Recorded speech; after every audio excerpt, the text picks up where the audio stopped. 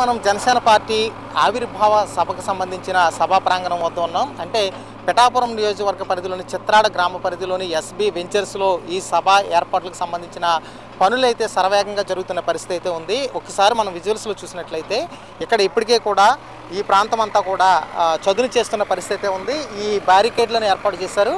అదేవిధంగా ఒకసారి మనం చూసినట్లయితే విజువల్స్లో చూసినట్లయితే ఈ బ్యారికేడ్లను తర్వాత ఈ భూభాగాన్ని అంతటినీ కూడా జేసీబీలతో చదును చేస్తున్న పరిస్థితి కనిపిస్తుంది. దీంట్లో కొంత భూభాగం అంతా కూడా ఇప్పటికే కూడా ఈ సభా ప్రాంగణంగా ఎంపిక చేశారు. అదేవిధంగా ఈ జనసేన పార్టీకి సంబంధించిన అభిమానులు కానీ జన సైనికులు వీర మహిళలు కూర్చునే విధంగా ఇక్కడ ఈ ప్రాంతాన్ని అంతటినీ కూడా ఇదిగో ఒకసారి మనం విజువల్స్ చూస్తే ఈ జేసీబీల ద్వారా చదును చేసే పరిస్థితి కనిపిస్తుంది.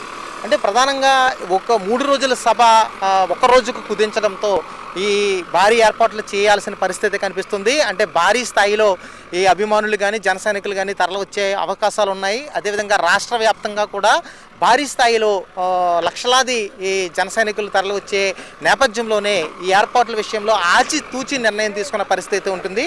అయితే ఒకసారి మనం వెనక్కి వస్తే ఒకసారి ఎక్కడికక్కడే విఐపీలు కూర్చునే విధంగా, అదేవిధంగా ముఖ్య నాయకులు అంటే రాష్ట్ర వ్యాప్తంగా వస్తున్నటువంటి జనసేన పార్టీ ముఖ్య నాయకులు కూర్చునే విధంగా కూడా ఇక్కడ బారికేడ్లను ఎక్కడికక్కడే ఒక బ్లాకులుగా డివైడ్ చేసి ఏర్పాటు చేసిన పరిస్థితి కనిపిస్తుంది.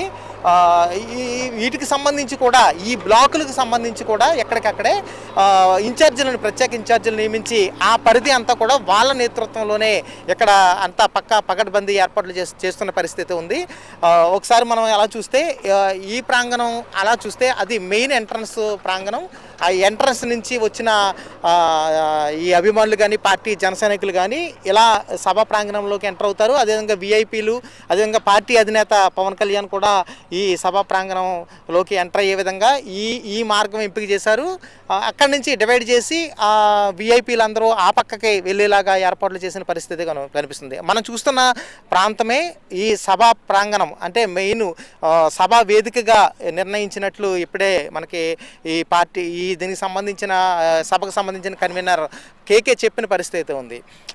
అంటే 14వ తారీఖుని ఏదైనప్పటికీ కూడా 14వ తారీఖుని ఈ జనసేన సంబంధించిన ప్లేనరీ అయితే మహా పండుగగా జరగబోతుందని ఇక్కడ చెబుతున్నారు.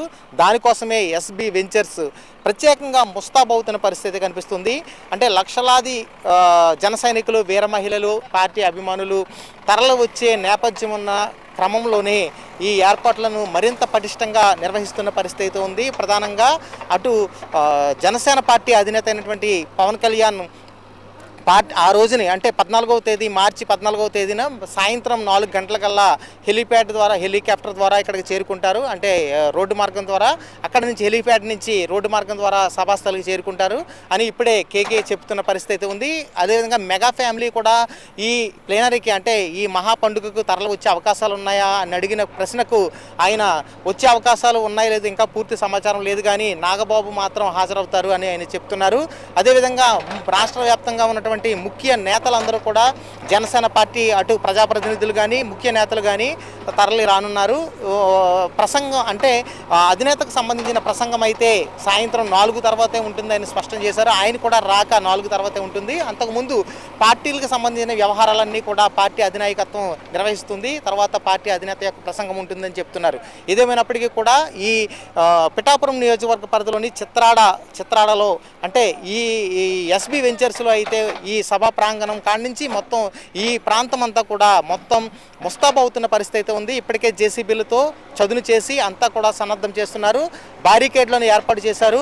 ఎక్కడికక్కడే ఇంకా కొంత సమయం ఉన్నప్పటికీ కూడా శరవేగంగా అయితే మాత్రం పనులు జరుగుతున్నాయి. అవతల సైడ్ అయితే ఈ మీటింగ్కి సంబంధించిన అటు టిఫిన్ల సెక్షన్ కానీ భోజనాల సెక్షన్ కానీ అంతా కూడా ఏర్పాట్లు చేసేందుకు కొంచెం దూర ప్రాంతంలో అంటే ఈ ఎస్బీ వెంచర్స్ ప్రాంగణంలోనే కొంచెం అటువైపుగా ఏర్పాటు చేశామని కూడా నిర్వాహకులు చెప్తున్నారు. ఇది పరిస్థితి. ఏబీపీ దేశం నుంచి సుధీర్.